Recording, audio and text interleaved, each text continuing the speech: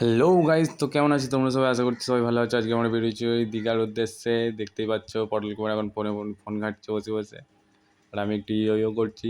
ঠিক আছে, তো তারপর ট্রেনে আমরা উঠে পড়েছি। যদিও এটা মানে দীঘার ট্রেন ছিল না, এটা অন্য ট্রেন ছিল, আমরা জানতাম নি। তারপর পাঁশকুড়াতে ট্রেন বদলাতে হয়। যাই হোক, তারপর দেখো শুধু ভিড়টা দেখো, স্টেশনে হালত খারাপ হয়ে গেছে।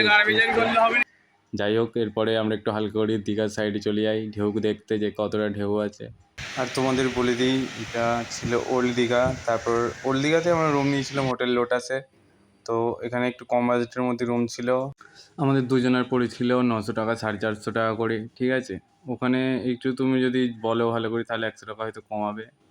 তারপর আমরা হোটেলে একটু রেস্টেজ নিয়ে চলে যাই ঘুরতে নিউ দীঘাতে স্নান করার জন্য।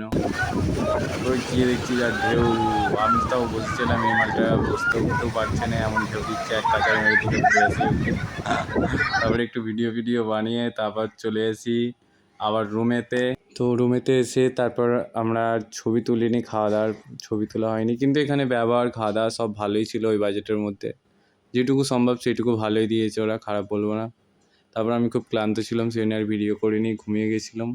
তারপর সকালে চলে যাই মোহনা দেখতে। তো দেখতে পাচ্ছ গাইস, সকাল সকাল মোহনা, দীঘা মোহনায় আমরা চলে এসেছি। এখানে সব পুরো সেই লেভেলের আছে, যা বুঝতে পারছি আজকে এখানেই চান করতে হবে, তাহলে একটু ভালো লাগবে। তারপর আর ভিডিও করানো হয়নি। তারপরের দিন আমরা স্নান টান করতে গেছিলাম, কিন্তু সেইগুলো ভিডিও করে হয়নি, কারণ ফোন নিয়ে যাইনি। তারপর বাড়ি চলে আসি, আর এই দেখো বসতে পারি না, নিচে বসে পড়েছে।